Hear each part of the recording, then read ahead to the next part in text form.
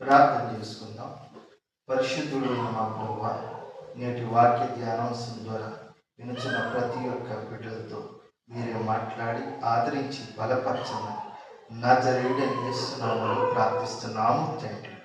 ప్రభునందు ప్రియమైన దేవుని బిడ్డలారా, ఈ యొక్క సమయమందు మత్తయి సువార్త 2వ అధ్యాయం 11వ వచనం నుండి కొన్ని మాటలు మనం చదువుకుందాం.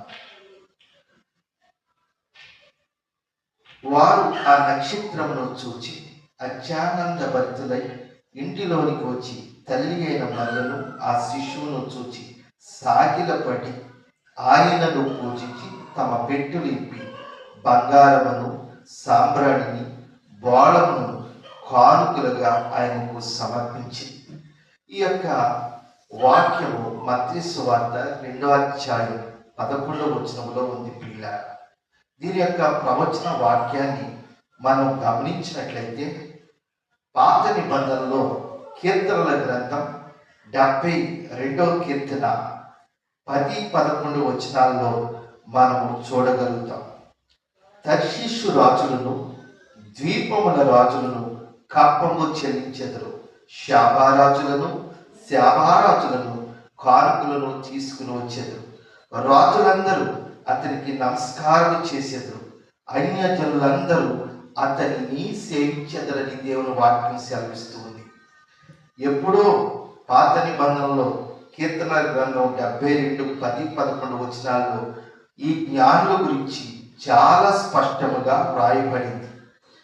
అదేవిధంగా అదే కీర్తన గ్రంథం 75వ కీర్తన 15వ వచనంలో కూడా ఈ రీతిగా వ్రాయబడింది.